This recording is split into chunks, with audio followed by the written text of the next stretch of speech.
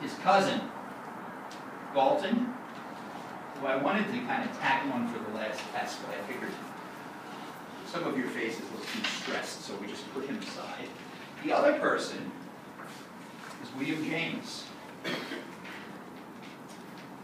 Both of them kind of fit into this flow of people that are moving towards psychology in this sense, because Galton was concerned with what's in the mind, and James specifically talked about consciousness, and he responded to Wundt. He thought Wundt was a big bore. He called them barbarians, people who try to take the mind apart. But he did respond to it. But the other thing is, both of them incorporate Darwin in the way they're thinking about such a situation. So, in a way, while so much of this was the German-speaking world, this is kind of the English contingent, Galton being British and James being American, and they kind of say, yeah, I'll pick up these topics you've been talking about.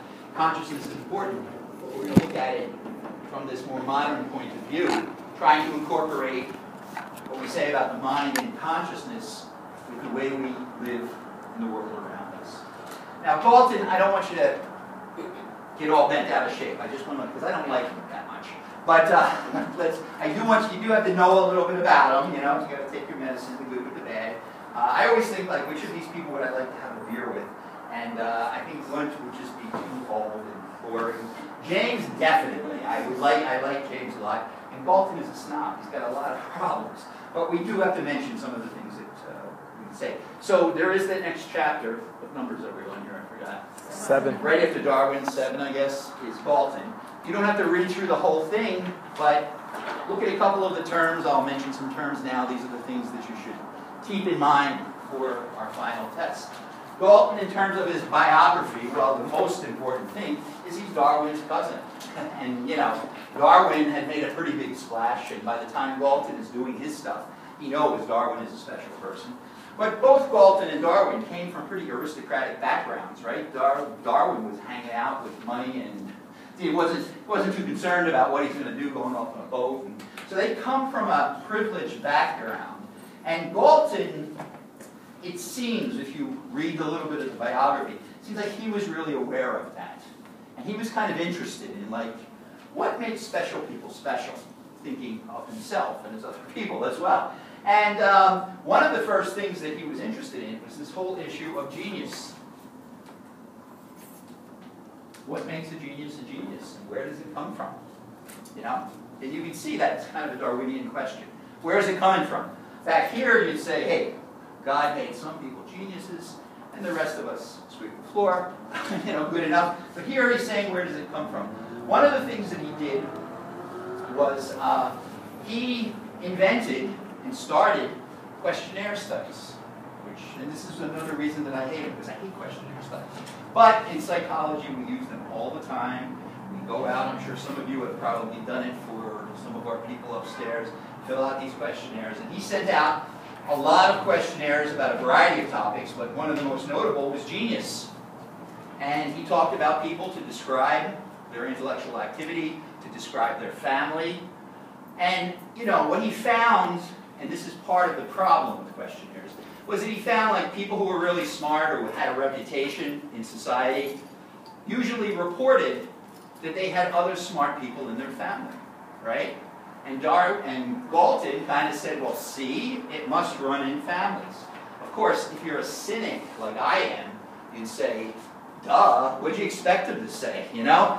They're going to look at them, they're thinking of themselves, saying, hey, I'm really smart, and they're going to look around and find other smart people in their family. That's always a possibility. And that's part of a problem with questionnaire studies, is that you're getting what we talk about today as self-report. And, you know, we can say, like, anything about us, you know? We may not even know that we're lying. We just might actually just look at things in a different sort of way. And who knows what we're reporting.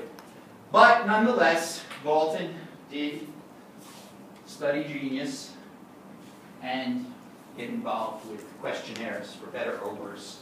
And he's with us today. Many people get their PhDs and their master's degree because they do questionnaire studies. The offshoots of his interest in genius were manifest in a book about, and this reflects what he thought he had learned, that smart people come from smart families, right? You follow a smart kid home, chances are they have smart parents. Of course, the other side is true too. Follow a dumb kid home. Anyway, let's not go there. Let's just talk about the happy things, right? But, basically he's saying the apple doesn't fall far from the tree. And when he tried to explain this in a book, he uses the term and talks a great deal. Heredity. In fact, in the book, in the subtitle of the book on that heredity of genius, I think that's the title. I forget exactly what it is. But in the subtitle, he uses the word nature versus nurture. That's something you hear about in every psychology class, your intro psych class, you talk about that. He's the one who kind of put the phrase together. I mean, people were thinking about it before. Darwin was clearly thinking about it.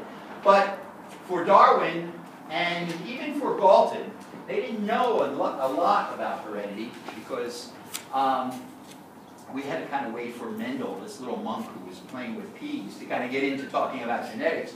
So they didn't know a lot about it, but they speculated about it, and Galton uses the term nature and nurture. He said that basically that was the debate about genius. He came out pretty clearly on the side of nature.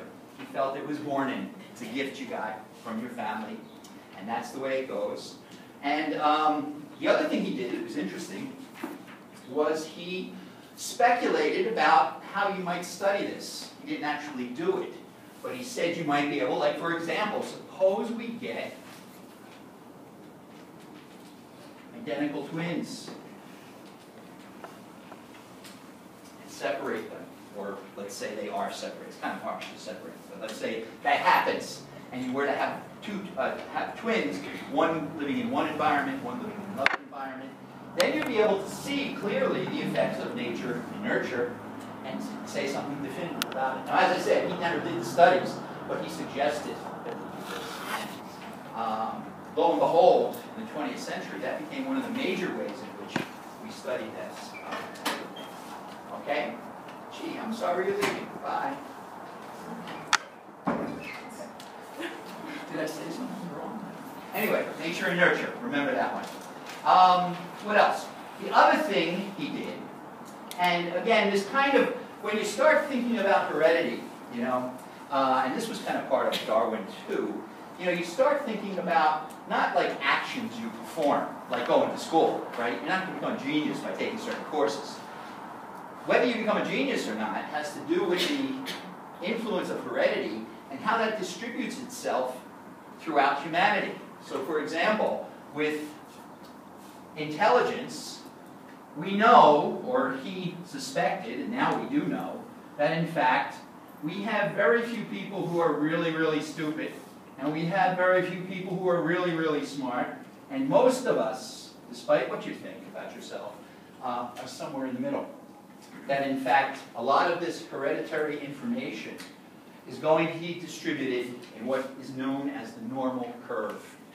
And that we can actually talk about human traits, physical and psychological, with this normal curve in mind, right? Every one of you I know thinks you're special, and you are to yourself. And in your family you may be special too, in whatever way. But if you think about humanity in large scale, you know to see a really special person, either here or here, is relatively rare. It's not going to happen, or it's not likely to happen. I guess that's a better way to put it. I always like to think when you have kids and you call the pediatrician, and the kid's got like 103 fever, and you're panicked, and my kid has a fever and all this stuff, and they're going, well, put a cold rag on him, give him some aspirin, call me in the morning. And you're going, son of a bitch, doctor, come on, this is my kid. But of course, what the doctor is thinking and knowing is this: 103 is not as dangerous as you think it is as a parent. And it can be quite common for young children to have fevers that spike that way, so that they don't get all crazy. I remember when I did it, and I know a lot of parents do when you have your first child. They're so bright and wonderful and everything, and you think, this kid is a genius. And you go and you kind of say to the school, My kid is so